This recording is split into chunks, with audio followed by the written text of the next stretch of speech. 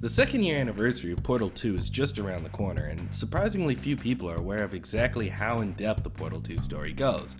You know, there's a lot more subtleties than you might expect. Let's take a glimpse into the world of Portal 2 and see for ourselves exactly how well developed this story really is.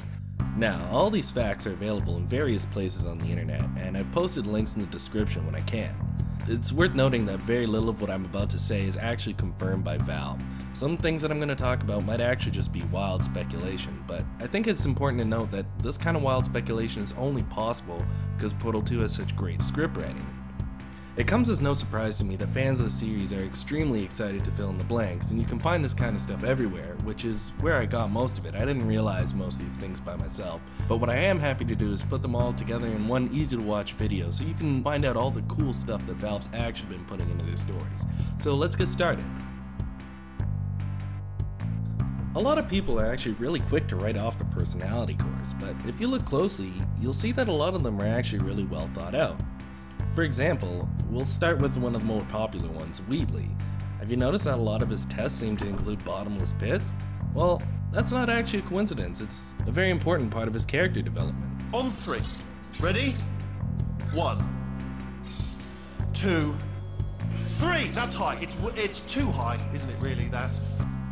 Wheatley's constantly expressing concern about dropping from basically any height, and it's all the more disturbing when you think about the fact that at the end of the game, he ends up in space, which is basically about as high as you can get. And speaking of space... Space?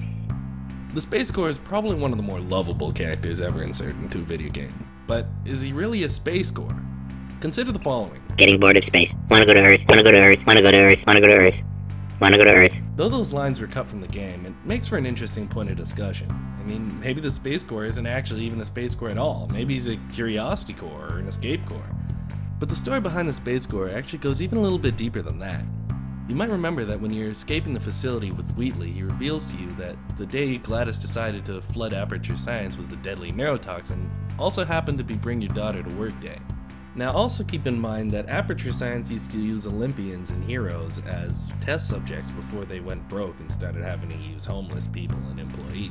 Particularly some of these heroes that they chose to use were astronauts, and also given that Aperture Science is clearly able to upload personalities into these personality cores, these lines become a little bit more troubling. Dad, I'm in space. I'm proud of you, son. Dad, are you space? Yes, now we are a family again. Is it possible that maybe the Space Core was somebody's child who was uploaded and just wants to be reunited with their father? Well, maybe not. Maybe the Space Core just talks too much. You know who doesn't talk a lot though? The Morality Core from the first game. Now, in Portal 2, Wheatley actually expresses his feelings about Chell being mute. Enough! I told you not to put these cores on me, but you don't listen, do you? Quiet. All the time. Quietly, not listening to a word I say, judging me. Silently, the worst kind. This isn't only about Chell being mute. The first thing that it is actually a reference back to the first game, where in the final boss battle, Gladys refers to you as a mute lunatic. And the idea that they're trying to convey is that Wheatley feels similarly when he's put in the same position. But what I think this is also harked back to is Portal 1's Morality Core. That's exactly what it did. A lot of people assume that the Morality Core remained silent just because it was broken, which would also probably explain Gladys' terrible behavior. But what if it wasn't? I mean, this line suggests that maybe the Morality Core is closer to a moral prude than a moral police officer. It makes sense when you compare the Morality Core to the other personality cores, because the other ones are always looking around, they're analyzing something, they're rambling on about nothing, but the Morality Core, well, it's just staring at you, looking at you, judging you. Maybe that baby works just fine. It would also clear up why Ratman, in the comics produced by Valve, warns that a conscience can be ignored. Why even bother clarifying the role of a Morality Core in the comics if it was never supposed to be functional anyway? But the personality cores aren't the only thing that Aperture decided to randomly make sentient. The turrets in Portal 2 are all able to think and feel pain for whatever reason. So, by extension, you know who also thinks and feels? Well, the Franken turrets that Wheatley makes in the chapter The Itch. When Gladys tries to kill Wheatley by resetting a paradox, you'll actually notice something neat if you take a second to look around. All the Franken turrets have started sparking, and the implication for this is obviously that they're supposed to be more intelligent than Wheatley is. That's not the only personality that the Franken-turrets have. Interestingly, they're actually suicidal. If you give the Franken-turrets an opportunity to kill themselves on the Emancipation Grill at the beginning of the Itch, it'll actually yield some disturbing results. Oh, and one more neat thing about personality cores actually. Think about how you defeat Wheatley at the end of the game. You attach corrupted cores to him, but there's something that a lot of people don't notice, and it's this. Every time you attach a corrupted core, it's going to go up by 25%. But after you attach the first one, you start at 50%. Why is that? Well, it's obvious because Wheatley is recognized as a corrupt core himself. Speaking of Wheatley again, have you ever noticed how GLaDOS manages to reverse the reactor core meltdown really quickly when she takes back over? That's because all Wheatley had to do was press a key. Press any key. You know who would probably be pretty mad about that? None other than Cave Johnson. And when life gives Cave Johnson lemons, he makes lemon grenades. Lemon grenades, lemonades, lemonade. Get it? You're not smart. Also, there's a reference of Cave Johnson to Walt Disney in the game. You'll see that there's a portrait of him, and if you compare it to this portrait of Walt Disney, you can see that they're actually pretty similar, especially since both of them had an obsession with freezing people in stasis. Makes for a really interesting point of reference. But the whole stasis thing is actually intended to be really messed up, and maybe not even viewed as much of a joke as people take it for. Here's some more cut dialogue that they were originally going to put in the game. I don't want this! Mr. Johnson, I don't want this! No, listen to me. Sir, I do not want this. Valve definitely intended to draw a comparison between the uploading of Caroline and rape. Caroline definitely didn't want to be turned into GLaDOS, and when she finally did, this is kind of what it felt like. Oh, wow. Well done. Seriously, both of you. Why don't you two go on ahead, yeah? I'll catch up with you. So yeah. But here's the motherlode. Here's what I really wanted to bring to people's attention with this video. Not only is Portal 2 an amazing storytelling experience on its own, it also very cleverly parallels Greek mythology in a number of ways. It's very in-depth if you look at the facts. Now those of you who are like me and enjoy exploring indie games might have come across the Oracle turret at some point. And the Oracle turret actually has a line about Prometheus. Prometheus was punished by the gods for giving the gift of knowledge to man. He was cast into the bowels of the earth and pecked by birds. The fact sphere at the end of the game also puts in its own 2 cents about Prometheus.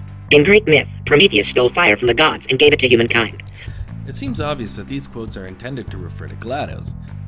Just as Prometheus was thrown into the bowels of the earth and pecked by birds, GLaDOS was thrown into the bowels of the Aperture Science Facility and, well, pecked by a bird. The connections between GLaDOS and Prometheus actually extend a bit further than that. Prometheus, though extremely intelligent, has an affinity for being a bit of a trickster. Prometheus is then saved from the birds by Heracles, a particularly exceptional, resilient, and heroic mortal. Does that sound familiar at all? It makes sense when you consider that Prometheus' most well-known tale involves him giving forbidden knowledge of fire to man, risking tragedy. And if there's one thing that Aperture specializes in, it's giving dangerous knowledge to a world that isn't really ready for it. Also, let's not forget that she literally tries to bring Chell to fire in Portal 1. Just as Prometheus, as a punishment, ends up chained to a boulder, GLaDOS, as a punishment, ends up chained to a potato. GLaDOS isn't the only character that's a reference to Greek mythology. Wheatley also represents Epimetheus. Epimetheus was actually Prometheus' brother, and while Prometheus represented foresight and knowledge, Epimetheus represented hindsight and largely depicted as foolish. So what's Epimetheus known for doing? Well, particularly he's known for accepting the gift of Pandora, the first woman from the gods. Pandora, who in Portal 2 is most likely represented by Chell, opens up Pandora's box because of Epimetheus' guidance, and Pandora's box contained all of the evils in the world, and opening it released those evils upon the world. The multiplayer character Atlas is also an obvious reference to Atlas in Greek mythology. Atlas is a titan and also a brother of Prometheus and Epimetheus. There is a fourth brother, which some believe is represented by Peabody, Menecius, but I don't see much evidence to point out that Peabody is supposed to be in any way significant to Greek mythology. The correlation between Portal 2 and Greek mythology is also proven with a few Easter eggs within the game. For example, in Chapter 6, right before you open the large door, which, by the way, is the largest door in any video game, the concrete pillars holding up the roof read Tartarus. Now what the heck is Tartarus, I hear you ask? Tartarus is the realm in Greek mythology which is known for being a deep abyss and a dungeon of torment. It's here that the souls were judged. Tested, one might say.